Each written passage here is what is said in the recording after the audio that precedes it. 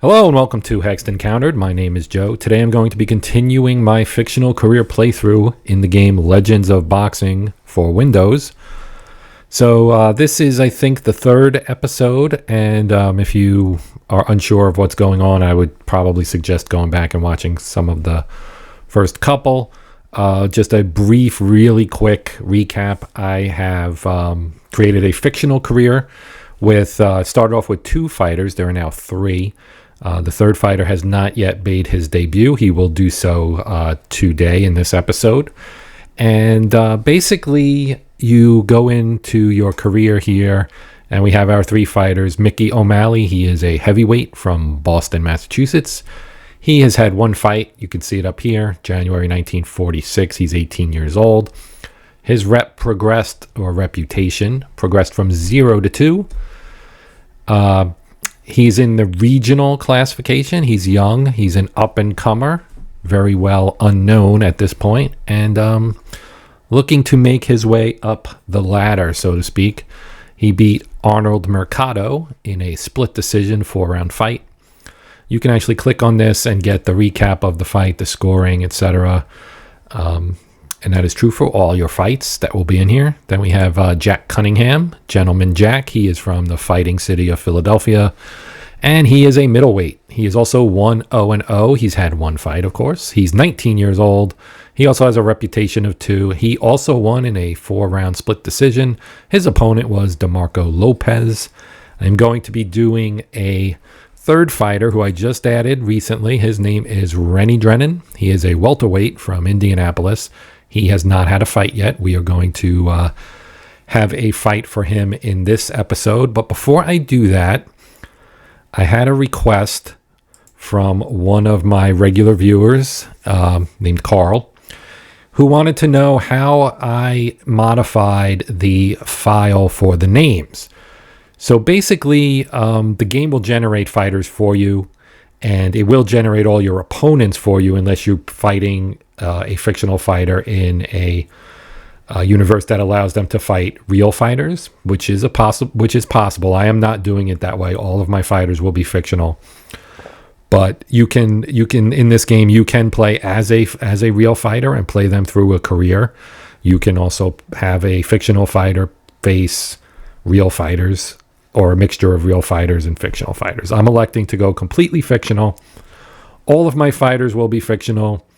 Eventually I may have a stable of 5 fighters. I am undecided yet. I did want to have various weight classes and styles and so on and so forth. But in the meantime, getting back to what I was talking about, Carl requested that I show how we make edits to the name file. So using your good old Windows Explorer here, we go to the C drive, Program Files x86, Legends of Boxing. This is where your files are for the game itself. There's also a data folder inside of the C drive itself, in the root of the C drive, called Legends of Boxing, that has things related to your save, basically. So here in the data folder, you can see we have a lot of text files. These are the text files that basically populate all the things in the game. I would strongly advise not messing with most of these. Okay, and anything you do mess with, make sure you make a backup of first.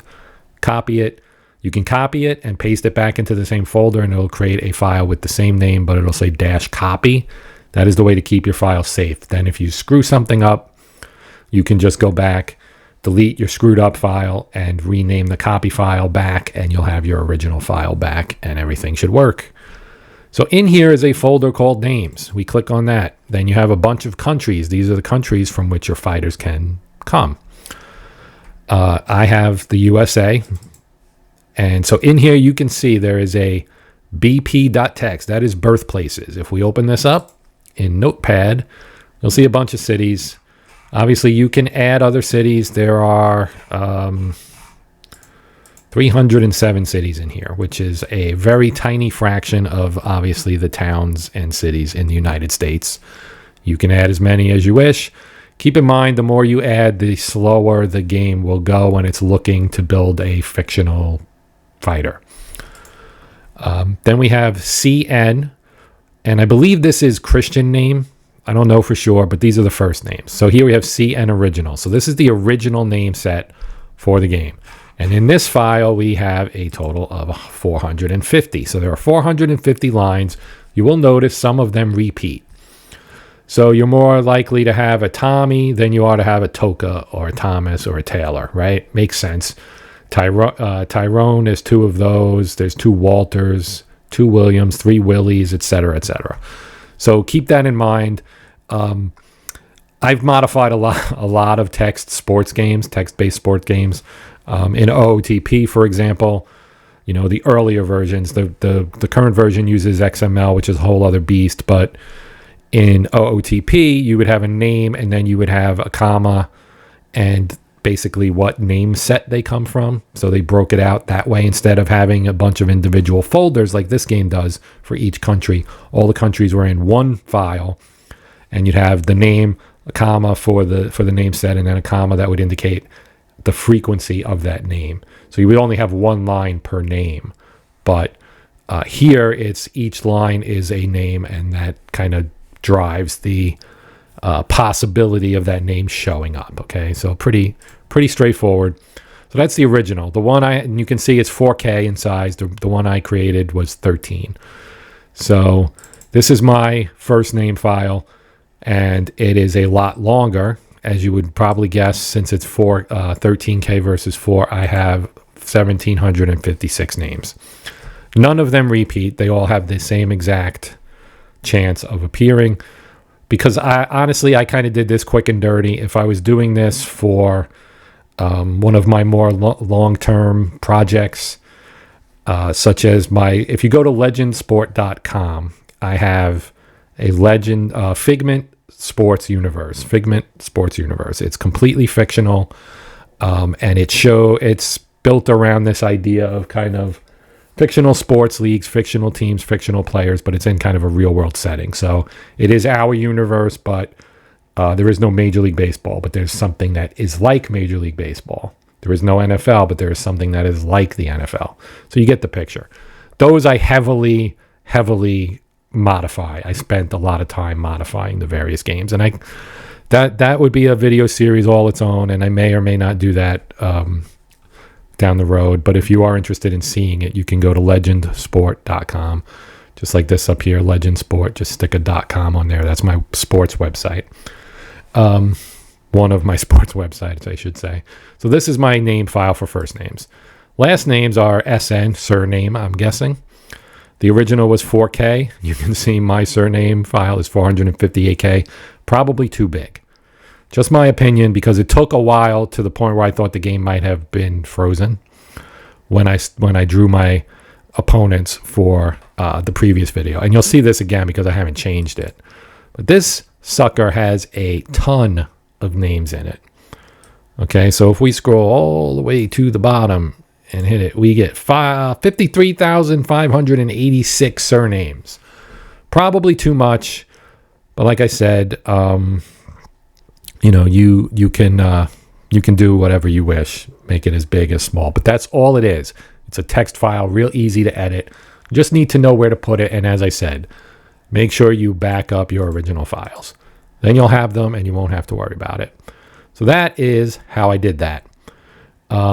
Another thing you might be interested in seeing is if we just go out to the C drive and go to our Legends of Boxing pictures, fighter pictures. So I only have the heavyweight class, and I don't remember if I downloaded this from the website or if it was installed automatically, because obviously there are guys in here like Arturo Gatti who are not heavyweights. So I might have downloaded this from somewhere, but I put my 3 fighters in here. It's in alphabetical order. I created images for them using Midjourney AI.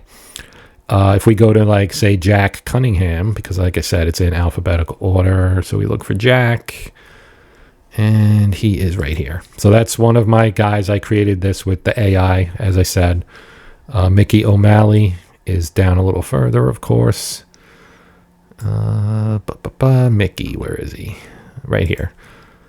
That's Mickey O'Malley. And then I have my new fighter that I just added right here, Renie Drennon. So those are my 3 fighters. And if you want to stick pictures of your guys into the folder, this is where you go. C drive, Legends of Boxing, pictures, fighters. Other things that are in here would be flags and logos. You can have logos for your fighting organizations, I think. I'm not really sure what goes in there. Obviously, I don't have anything in there. Same flags are just the national flags, right? Very simple. All right, so back to the matter at hand. Let's do a fight for Renie Drennon. So here's what you have to do. You set next opponent. Click this button. Now, this is what I'm talking about. It's generating 2 fighters right now, and it's going to take a little bit because I increased the number of names in there. So it's going to churn through, and it pulled 2 names out.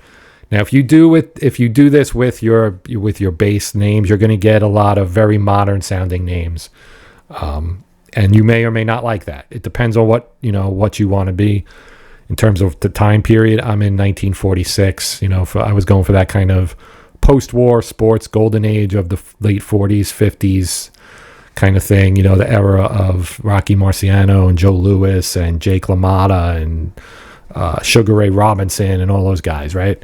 So that's this era. This is the era I was interested in playing in. And none of those guys are in my universe, but that's the kind of environment I was looking for. So we have our choice here for Renie's first fight. He can take on Mace Niehoff, who's a welterweight. They're all welterweights, of course. From Laredo, he's 27. Record of 30-10-3. Decent, right? Pretty decent. Seems like a reasonably good fighter. Probably a good matchup for him. He's a puncher. And his control numbers, defense, he's fairly similar in a lot of ways. So, he's fairly similar, I guess. And then you have Benton Dradi from Pasadena, Texas. So we had a pair of Texans here. He's 33-19-4 with 24 KOs, 32 years of age. He might be a little tougher. So you can see at the bottom here, you have rep points, and right now they're the same.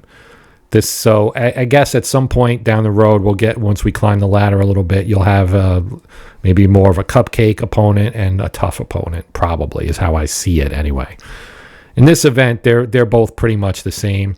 You can decline one fight per year if you do. The fighter's rusty for his next fight because he's skipping. You will fight 8 times in your first year. That's true for everybody. And then as you climb up and you go through the various phases of your career, you will get to the point where you'll fight less, and you improve as you go up the ladder until you get to your prime, when your development basically stops. Then you go post prime, and you start having negative development where you're aging out basically. So we will fight Mace Niehoff. Select it, hit confirm fight, and we go to training camp. So now we go to training camp where you can have an impact on what, basically it's going to have a temporary impact on your fighter for this fight only. Everything in this game, it's based on a board game, so it's essentially dice and table driven. So you will see your tables in here, and you'll have a virtual die. It's a D100. We click it, we got a 3. Hard call, reduce one of the following, either defense or control. Looking at our opponent being a puncher, his power isn't great. I'm not sure what I want to do here. I think I'm going to go with control. And then we hit end camp. Now we can auto fight or fight. So I'll run through this fight, and I'll probably auto fight Cunningham and O'Malley just so everybody's kind of in the same spot. I'll feature one fight probably per video because I'm still weighing this. This is still kind of a trial run. See how many people are into watching this. Because obviously I have a lot of videos I want to do, and I'm trying to do both sports and war games. So there's a somewhat of a balancing act, and I'm kind of letting the audience drive what I do. So we're going to, as I said, this is kind of a trial run. So we're going to start our fight, okay? Now, it didn't load his picture, which I'm a little bummed about. Oh, because I had spelled it wrong. I have 2 N's in his name. Let's fix that. So if I go to, let's see. I'm doing this on my other screen, so bear with me for 1 second. All right, so here's my file. And he's right here, and I have two ends, so I'm just going to take one end out. Now, he won't pop in most likely, but he'll be fixed for his next fight. Okay, so let's get underway. Seconds out, we start, right? You start for control. He has control. So he rolls for defense, then he rolls for his punch, and he scores 2 points, and Drennon's picture popped in. Cool stuff. All right, next action. Roll for control. I have control. He'll roll for defense. I roll for the punch. 1 point hook. Next action. And this is how you progress through, right? And this is just the same as it would work if you were playing the board game. So if you aren't familiar, this board game is from Stone Mountain Press, designed by Gary W. Brown, I believe, and available on the Stone Mountain Press website. You can buy the computer version on ASG Games. That's asggames.com. We'll just progress through here. Straight punch, 2 points. So you can see here it keeps track of the scoring, basically. He's got 5 points. I have 3. And you can end up, so now we're tied, basically. And you can end up having sometimes a counter punch occur. Now, this is our first split action, because you won't always have somebody in control, because there needs to be there's a range, basically. It's kind of a dice off, essentially. And so sometimes you'll have this split action, and then we roll D100, and that will determine something that, basically it's basically a non-scoring, usually, kind of thing. Or you get an even exchange where both fighters score. Straight punch, and now we get a chin check, and you can have basically multiple chances. So we might knock him down here. And we stun him, he gets a TKO point. Okay, so that was a 3-point hit, basically. Next action. And we get his endurance went down. That was the end of the round, so I'm pretty sure we won that round. We won't know until after the fight, but to me, that seems like that would be one that we probably won. So then we go to round 2. Straight punch for 2. Renie's doing pretty well here. Aggressive combo. All right, he's on a control streak here, so maybe not so fast, my friend. He's pounding it up. He's laying it on him now. And he's got a TKO point. So yeah, I spoke too soon. Don't get cocky. All right, we finally got control and scored ourselves after a long run of basically Niehoff being in control. All right, back to another split action. So let's see what we get. 27, that's a clinch. So no action there, and that's going to end the round. We go down by 3. He goes down by 4. So we have a significant advantage in endurance if we can get him down to 0 before the end of the fight. And it's only a 4-round fight. But if we can get him down to 0, that will make him a little bit less effective and a little bit more prone to possibly being knocked down. So he's in control again. Straight punch for 2. Yeah, see, he's loading up on me here. Come on, Renie, get control. Maybe I should have chosen defense, eh? Oh, brother. All right, split action, 58. Juke and move. Finally. Straight punch, only 1 point. He gets control again. So it's a good thing we did well in that first round, because we have not done well in these 2 rounds. Missed exchange, both fighters block and miss. And then we're checking for a cut, and we go to the end of the round. So I lost 3, he lost 4, so didn't quite get him down to where I wanted it to. And we go to the 4th and final round here. Again, he's in control. I have control. Jab blocked, so I blocked the punch with his defense. Control again. Jab. Combination. He's in control. All right. Ducked and countered. See, there's a duck and counter. We got a 2-point body shot on him.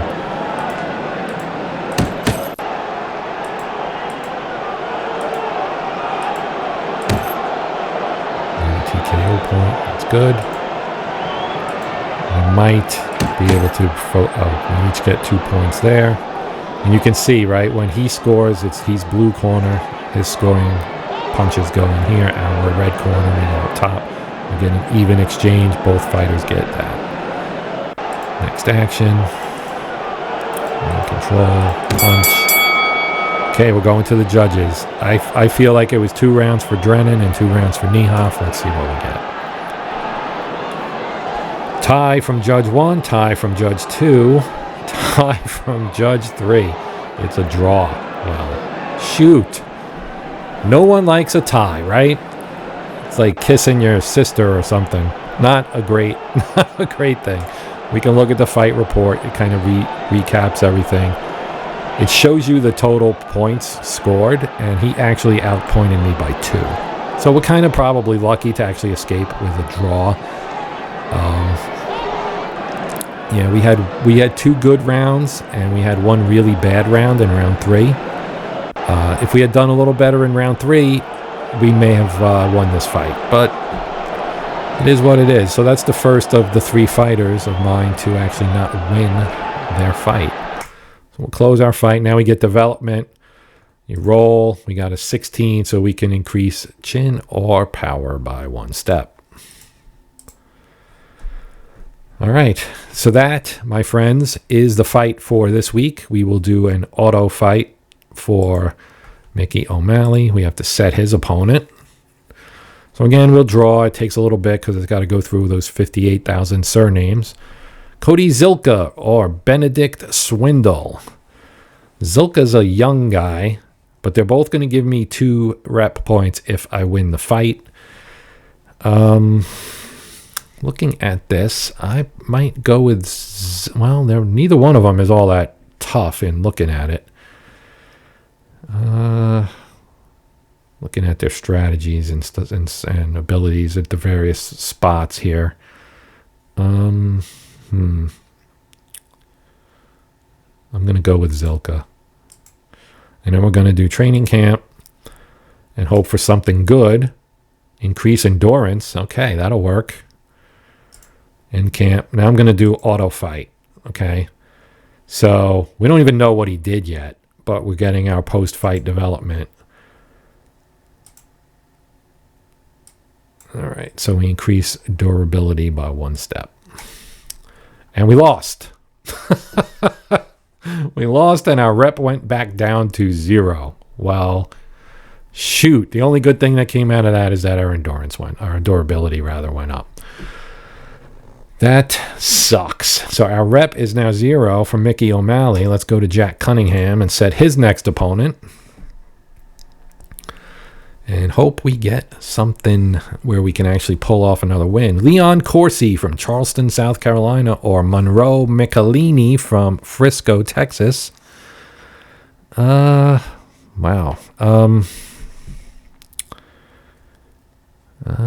Yeah. Who do I want to take on here? 12-4-2 or 26-2? Let's go with Michelini. Training camp, roll. Oh, we get an endurance increase again, so that's good. Auto fight. Rolled an 8.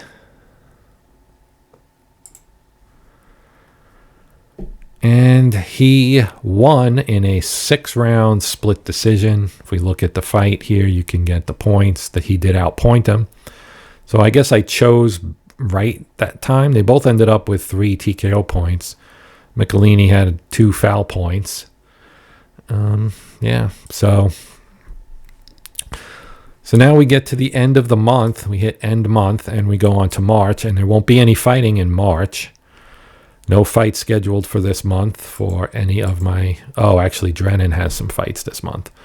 Since I started him in February, he actually has a fight this month. So we'll do that next time. I'm going to wrap this up for now. Thank you for watching. Please consider liking, sharing, or subscribing. If you enjoy this type of video, please feel free to comment. Let me know that, hey, continue doing this. Because my feedback really comes in terms of how many views the video gets and in what comments, you guys get to let me know that, hey, I like this, let's keep doing it kind of thing. So, because like I said, I'm trying to read the tea leaves, so to speak, to know what works, what doesn't work. So enough of that. So yeah, please like, share, subscribe if you are a subscriber. As always, thank you very much for your support. It is much appreciated. So yeah, my name is Joe. This has been Hexed Encountered Sports Edition and the Legends of Boxing fictional career. And until next time, happy gaming.